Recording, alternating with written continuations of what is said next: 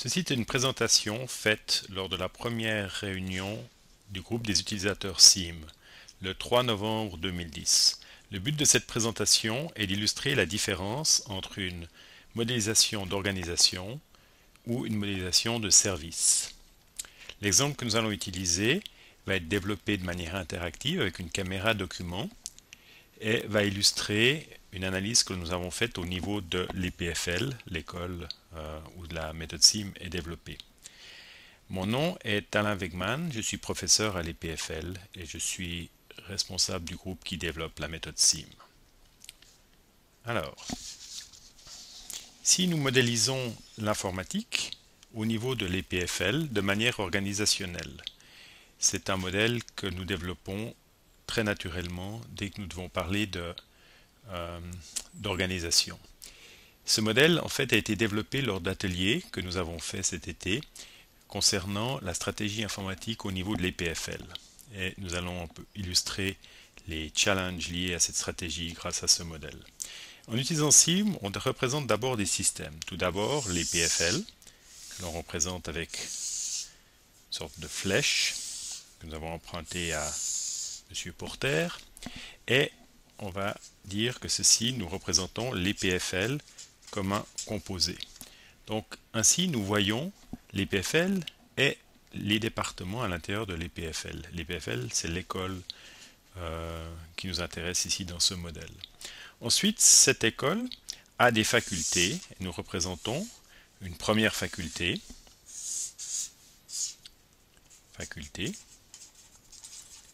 Et on va modéliser celle auquel j'appartiens, IC, informatique et communication, aussi comme un composé, puisqu'on va voir aussi ce qui est à l'intérieur. Et on va modéliser une autre faculté, par exemple la faculté STI, qui est la faculté des sciences de l'ingénieur. Il y en a plusieurs autres. Donc pour représenter plusieurs autres, on va mettre 3 petits points. Ainsi, nous avons décrit les PFL et 2 facultés. Les facultés ont des laboratoires. Je vais présenter mon laboratoire, le LAMS, ici. Et puis, aussi comme un composé. Et puis, un autre laboratoire, par exemple, LCAV. Et d'autres laboratoires. Ici aussi, il peut y avoir d'autres laboratoires. Voilà. Maintenant, le problème est de parler de la stratégie informatique. L'informatique est développée par différentes organisations qui sont localisées à différents emplacements dans ce diagramme. Il y a un service central qu'on va appeler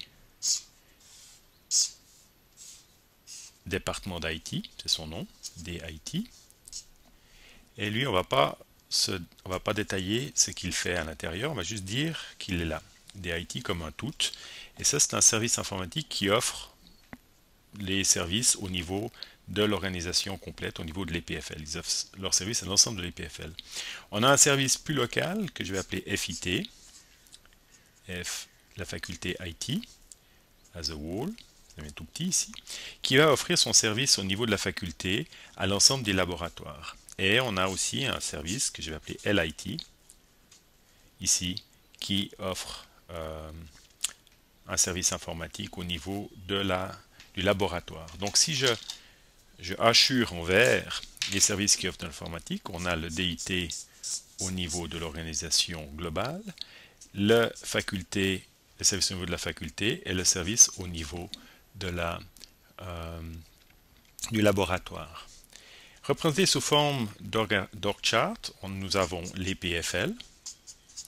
L'EPFL a des facultés, par exemple STI, ISC, et a ce service central que l'on appelle DIT. Ensuite, ISC a des laboratoires, par exemple le LCAV, le LAMS, mon laboratoire en l'occurrence, et le service de la faculté FIT. Et le LLAMS, par exemple, a un service local IT. Si je reprends mon stylo vert, on va voir que l'IT va être représenté ici. Alors, ce qui est intéressant dans cette vision, qui est une vision organisationnelle,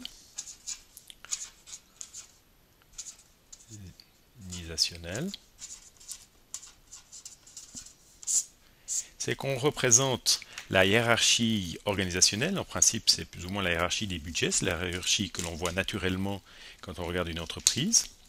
Malheureusement, cette hiérarchie, enfin l'intérêt de cette hiérarchie, c'est de montrer qui est responsable de quoi et un peu à quel niveau, mais on ne voit pas les services offerts. Et en particulier, il y a des services, par exemple, du DIT qui sont offerts directement au LAMS, il y a des services du DIT qui sont offerts aux services des facultés qui, eux, nous offrent d'autres services, il y a des services du DIT qui sont offerts aux services locaux qui sont offerts directement ici, et de la même manière, il y a des services qui sont offerts par la faculté ou LIT qui viennent ici. Donc on a tout ce réseau de services que l'on ignore complètement dans cette vision organisationnelle. La vision organisationnelle, l'org chart, est la vision que l'on voit automatiquement et presque toujours quand on analyse une organisation. Présent, quand nous cherchons à comprendre comment fonctionne une organisation avec une vision orientée service, comme celle recommandée par ITIL, par exemple, qui permet de comprendre qui a qui comme client, nous avons une autre façon de représenter cette même organisation. Et je vais le faire maintenant avec un deuxième diagramme. Alors, pour représenter cette vision-là, je vais en fait me focaliser sur le client et on va admettre ici que le client c'est mon laboratoire. Et on va dire le client c'est le laboratoire et je représente donc le LAMS. Et là on va le représenter à la fois comme un composé, mais on va aussi le représenter comme un tout.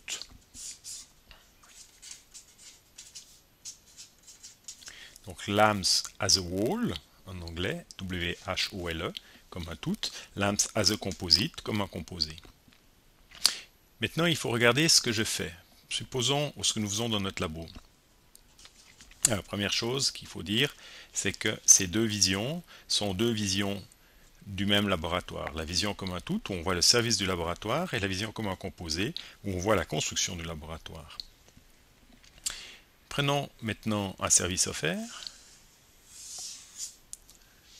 On va dire, le service qui est offert, c'est la publication. Ce service, il va être utilisé soit par des industriels, soit par des académiques, soit par des chercheurs,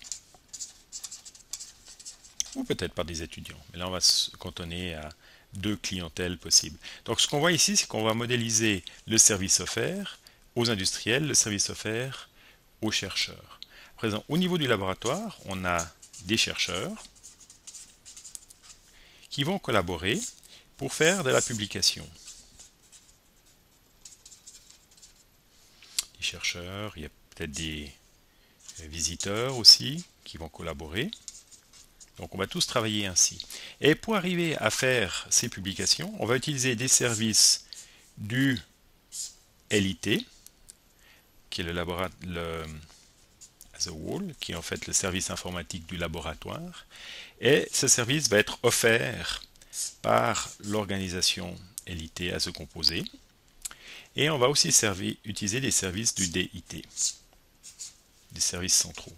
Et ici, on n'utilisera aucun service de la faculté proprement dite. Et on voit que ici, on va utiliser par exemple le service de World Wide Web et InfoSciences qui va nous permettre de publier ici.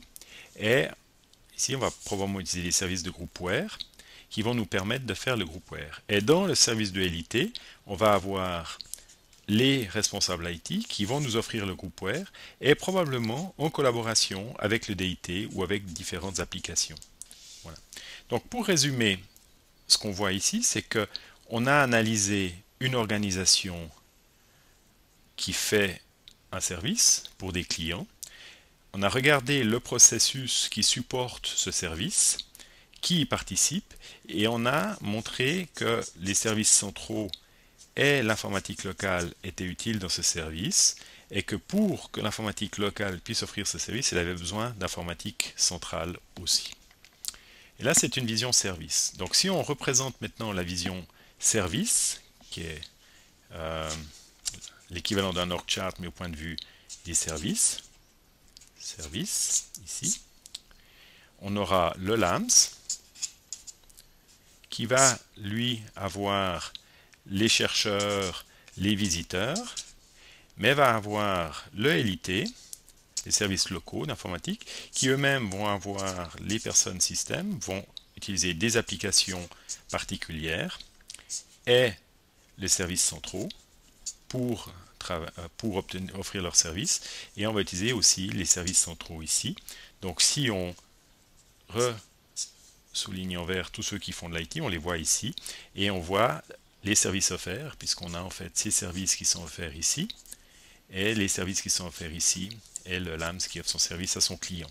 Donc avec cette vision service, il devient beaucoup plus naturel de comprendre qui fait quoi pour qui.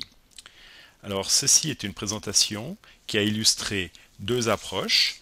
L'approche traditionnelle sur laquelle on tombe naturellement quand on fait un modèle d'une organisation, une vision organisationnelle, mais qui fait une représentation très complexe de qui offre un service à qui, et une vision orientée service qui permet de comprendre qui fait quoi pour qui, et quels services sont offerts pour supporter ce processus,